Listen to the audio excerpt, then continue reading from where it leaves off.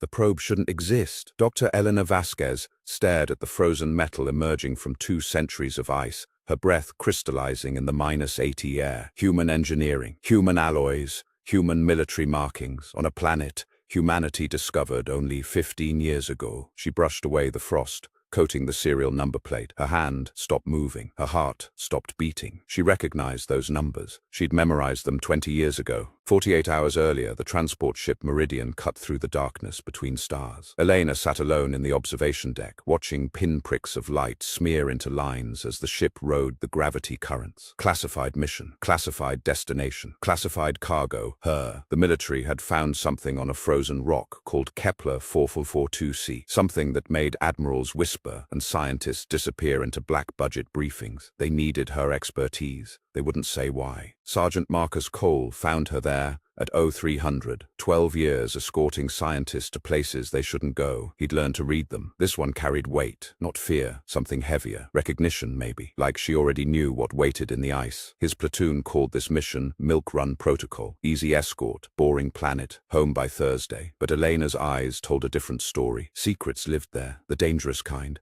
The briefing room smelled like recycled air and anxiety. 16 Marines arranged in neat rows. Commander Sarah Chen stood at the holographic display, her silver hair catching blue light. Kepler 442c, ice world, uninhabited. 6 days ago, geological surveyors detected metallic signatures beneath the northern glacier. She tapped the display. A blurry image appeared. Something angular, something wrong. Initial analysis suggests human construction. Murmurs rippled through the room. That's impossible, someone whispered. Chen's expression said otherwise. Elena requested private quarters, standard protocol for civilian consultants. But Marcus noticed she'd disabled the room's communication relay first. He shouldn't have been watching the security feeds. He watched anyway. She unpacked a single item, an old photograph, edges worn soft by years of handling. 2 figures stood before a massive spacecraft. The image quality was ancient, pre-digital restoration. The woman in the photo looked exactly like Elena. Exactly. The timestamp read 2157, 200 years ago. Private Yuki Tanaka ran the numbers 3 times. Math didn't lie, but these calculations made her wish it could. The metallic signature's depth, the ice accumulation rate, the geological surveys, everything pointed to the same impossible conclusion. The object had been buried for approximately 2 centuries, before humanity developed faster than light travel, before they knew this planet existed. She brought her findings to Marcus. His face went pale. Run them again, he said. She had. Descent through atmosphere felt like drowning in milk. White clouds, white ice, white sky bleeding into white horizon. Elena pressed her palm against the viewport, watching the planet swallow them whole. You've been here before, Marcus's voice quiet beside her. Not a question. She didn't turn around. I've never left Earth until this mission. Truth. Her voice didn't waver, but her reflection in the glass.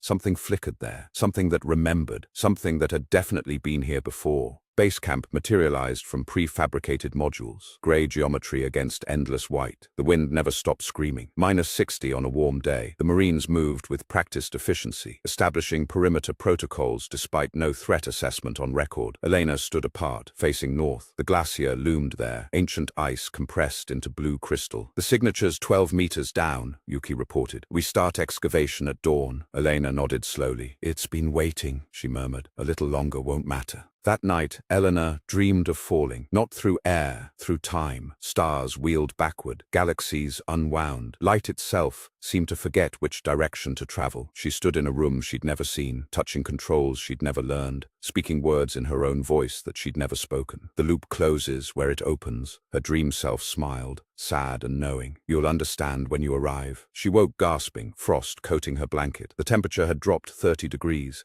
Morning brought impossible clarity. The storm had passed, leaving air so crisp it burned. The glacier glowed sapphire under Kepler's distant sun. Marcus organized the excavation team, while Eleanor calibrated her instruments with trembling hands. Thermal drills online, Yuki announced. Beginning descent. The ice screamed as heat met cold. Meltwater ran in steaming rivers. Meter by meter they carved toward the impossible, toward proof that everything humanity believed about time was beautifully, terrifyingly wrong. At 8 meters, they found the first anomaly, a perfect sphere of unfrozen water, suspended in the ice like a tear frozen mid-fall. That's not possible, Yuki breathed. Ice doesn't do that. Eleanor approached, pressing her gloved hand against the boundary. The sphere responded, rippling, recognizing, reaching. Warmth spread through her palm despite the insulation. It's not water, she said quietly. It's waiting.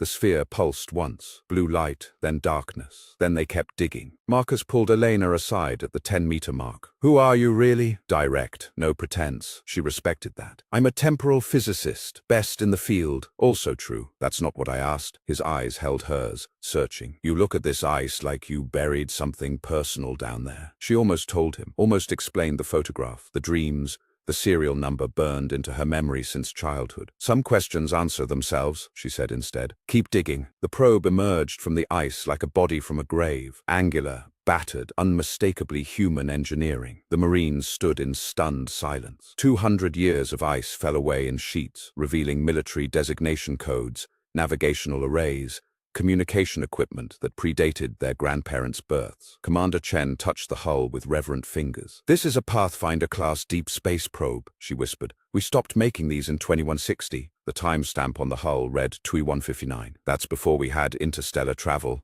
Elena circled the probe slowly, heart pounding against her ribs. Same configuration, same damage patterns from her research files, same modifications she'd theorized about in her doctoral thesis. Modifications that hadn't existed until she described them. She reached the serial number plate with shaking hands, brushed away the frost, read the sequence she'd memorized at age 7, traced from her grandmother's photograph. Her grandmother who'd disappeared on a routine mission. Her grandmother who'd been a temporal physicist too. The numbers matched perfectly. Probe designation Pathfinder 7. Principal investigator, Dr. Elena Vasquez. But the date was wrong. 2159. She hadn't been born yet. Her grandmother hadn't been born yet. She stumbled backward, vision swimming. Marcus caught her before she fell. "What is it?" She couldn't answer. Her name was on a probe launched before her family line existed. Her research, her serial number, her handwriting in the ice. Time had been waiting for her. Inside the probe, they found recordings. Eleanor's voice, aged and certain, describing a journey through folded space-time. Coordinates for this exact planet. Instructions for this exact moment. "If you're hearing this, the loop is closing," her future self explained. "I know you're frightened. I was too. But the message must continue. The probe must return. Time doesn't flow. It circles. And we are the current that keeps it moving." The recording crackled. "Don't try to understand yet. Just trust yourself." Commander Chen demanded answers Eleanor couldn't give. How did her name appear on centuries-old equipment? How did her voice exist before her birth? What was the military hiding? Eleanor sat in her quarters staring at her grandmother's photograph. Same face, same eyes, same subtle smile that suggested knowing too much about tomorrow. She finally understood why grandmother had chosen temporal physics, why mother had forbidden Elena from pursuing it, why she'd pursued it anyway. Blood remembers. Yuki discovered something extraordinary in the probe's databanks. Star charts showing paths between worlds that humanity hadn't mapped yet. Routes through space that shouldn't exist, connecting galaxies that shouldn't connect. "These aren't predictions," Yuki realized aloud. "These are instructions. Someone, something, traveled these routes and documented them." She looked at Elena, understanding dawning. "You're going to travel them. You're going to create these maps. You already did." Time verb tenses suddenly seemed very inadequate. Night fell fast on Kepler 442c. The sun dropped below the ice horizon like a stone sinking into water. Elena walked alone to the excavation site, drawn by something she couldn't name. The probe waited in its icy grave, patient as death, old as tomorrow. She pressed her bare hand against the hull and felt it respond. Warmth, recognition, welcome. "I know you," she whispered. The metal hummed beneath her palm. "I know you because I am you." Marcus found her there, hours later, still touching the probe. Frost had formed on her hair, her shoulders, her eyelashes, but her skin remained warm, too warm. "Elena." She didn't respond. Her eyes were open, fixed on something beyond the stars. "Elena!" He pulled her back. She blinked, returning from wherever she'd gone. "I saw it," she breathed. "The whole loop, beginning to end, to beginning again." Tears froze on her cheeks. "It's beautiful, Marcus, and it never stops." The probe's secondary systems activated at midnight. No one touched them. No one authorized power distribution. They simply woke, like a sleeper, remembering how to breathe. Displays flickered to life showing navigational data, temporal coordinates, probability matrices too complex for human mathematics. In the center of it all, a countdown. 7 days. 7 days until what? Chen demanded. The display changed, showing a single image, a rift in space-time, a door through the centuries, an invitation or a warning. Elena explained what she understood, which wasn't enough. Temporal mechanics suggested that closed loops were theoretically possible. Objects could travel backward through time if sufficient energy folded space-time correctly. The probe had done exactly that. But who sent it? Marcus asked. Who had that technology 200 years ago? Elena met his eyes. No one. That's the point. I send it. In the future. To the past. The technology exists because I create it. The countdown continued. 6 days. 5. The probe hummed with increasing energy, drawing power from sources Yuki couldn't identify. The Marines grew restless, sensing something beyond their training. Chen contacted Fleet Command, but communication satellites had stopped responding. Not broken, simply silent, like the universe itself was holding its breath. We're being isolated, Marcus realized. Whatever's coming, someone doesn't want witnesses. Elena shook her head slowly. Not someone, someone. Time protects its own paradoxes. On day 4, Elena began writing equations she didn't understand. Her hand moved automatically, filling page after page with mathematical notation that shouldn't exist. Formulas describing temporal mechanics, energy requirements for closed-loop travel, safety protocols for human consciousness crossing chronological boundaries. Where is this coming from? Yuki watched in awe. I don't know, Elena admitted, but it feels like remembering, like I learned this somewhere that hasn't happened yet. The equations were beautiful. They were also impossible. They were also true. Marcus made a decision. His Marines would stay, not because orders demanded it, but because Elena needed protection. From what, he couldn't say. The universe had stopped making sense 4 days ago, but she remained human, remained frightened, remained determined, that he understood. Whatever happens, he told her, you're not alone. She smiled. Grandmother's smile, he realized, knowing too much about tomorrow. I've never been alone, Marcus. That's what the loop means. I've always been right here, waiting for myself. 3 days remained when the ice began singing. Not metaphorically, actual sound, resonating through the glacier's crystal structure. Harmonic frequencies that should have shattered the frozen water instead made it glow. The excavation site became a cathedral of blue light, probe and ice, united in something that approached worship. Elena stood at the center, arms spread, receiving transmissions from her own future. The song was a message. The message was a promise. The promise was terrifying. Yuki decoded the harmonics with equipment never designed for temporal analysis. Somehow, it worked. The song contained coordinates, not spatial, but chronological. Dates stretching backward and forward simultaneously. Moments when the universe had bent, would bend, was bending. These are doorways, Yuki whispered. Times when travel becomes possible. Elena nodded. The universe breathes. These are the moments between breaths. The next breath was coming. In 3 days, space-time would exhale, and Elena would be swept away. Commander Chen demanded evacuation. This is beyond our mission parameters, beyond our understanding. We need to leave. Elena refused. If I leave, the loop breaks. If the loop breaks...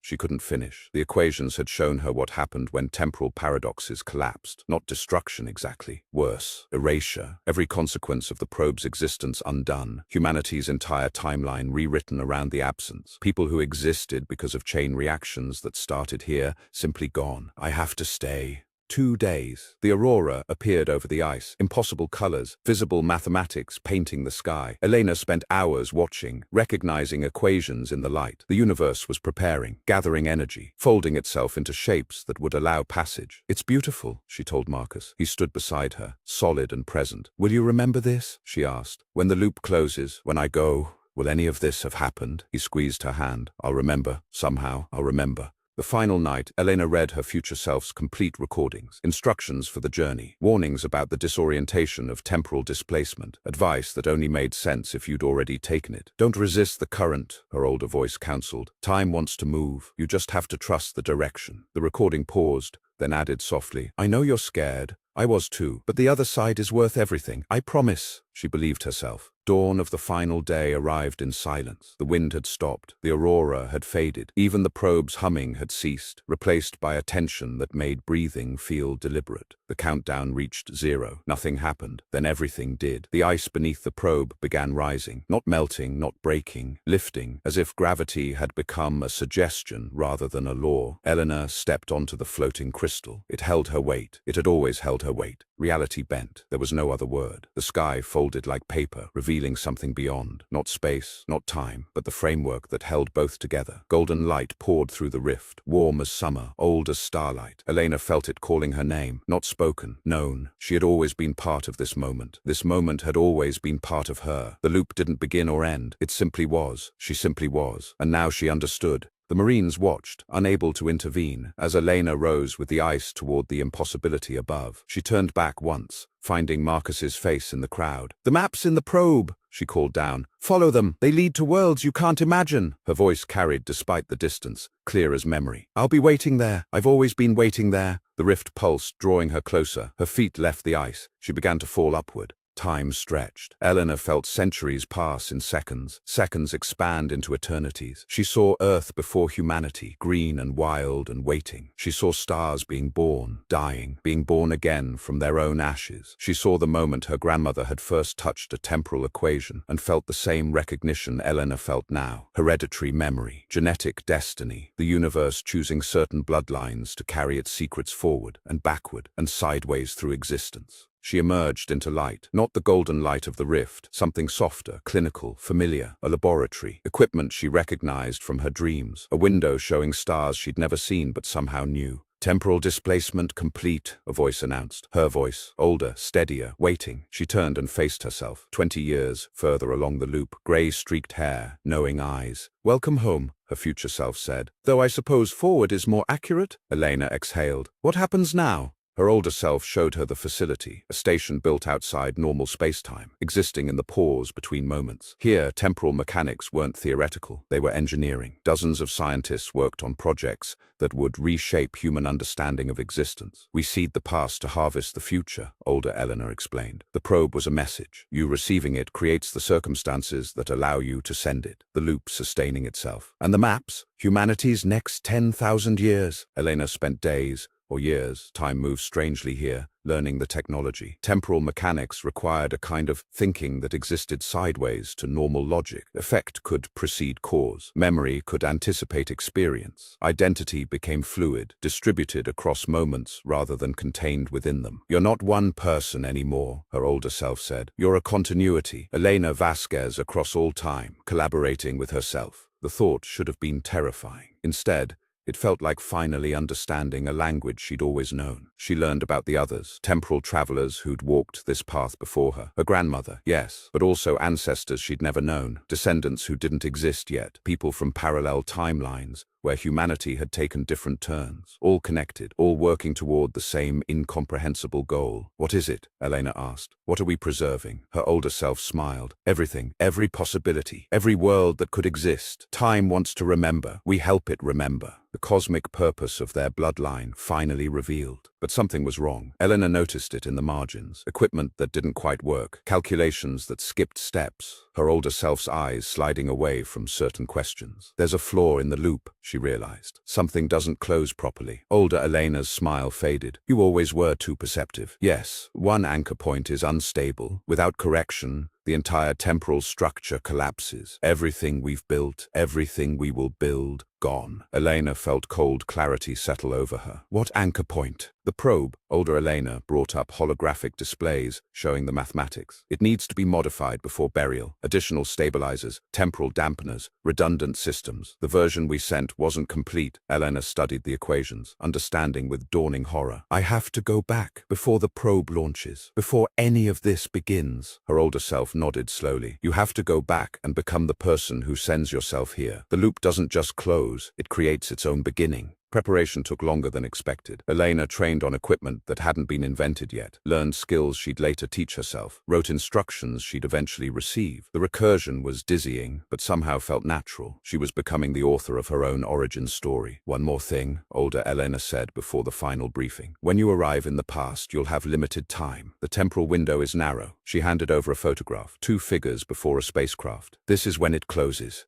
The journey backward felt different, not falling but remembering. Time unwound around her, showing moments she'd lived playing in reverse. Her childhood, her grandmother's stories about the stars. The first time she'd seen the photograph and felt something ancient stir. Every step of her life had led here, to this. To her choosing to become what she'd always been. The past opened like a flower. She stepped through into memory, into the beginning she would now create. Earth, 2157. The world smelled different, cleaner somehow, younger. Elena materialized in a facility she recognized from classified historical records. The original Temporal Research Division. Her grandmother stood at a console, younger than any photograph had shown, brilliant and terrified and absolutely essential. "Who are you?" the younger woman demanded. Elena smiled with her grandmother's smile. "I'm the answer to questions you haven't asked yet, and I'm here to help you build something impossible." They worked together for months, grandmother and granddaughter, neither fully understanding the other's position in time. Elena provided equations she'd learned from her older self who'd learned them from someone else in the loop. Her grandmother provided the engineering genius that would eventually become family legend. Together they built the Pathfinder 7 probe. Together they inscribed Elena's name on the serial plate. "For the future," her grandmother said. "For all of them?" Elena replied. The day of the launch arrived under grey skies. Elena and her grandmother stood before the completed probe, the photograph being taken by an automated camera. "Will I understand?" her grandmother asked. Eventually, Elena took her hand, feeling the connection across generations, across time, across the impossible gap between past and future. "You'll understand when your granddaughter reads your journals, when she becomes a temporal physicist, when she receives this probe," she squeezed gently. "You'll understand because you'll teach her." The probe launched into a sky that would take 200 years to deliver it. Elena watched it disappear, knowing exactly where it would land, when it would be found, who would dig it from the ice. The loop closing with the precision of mathematics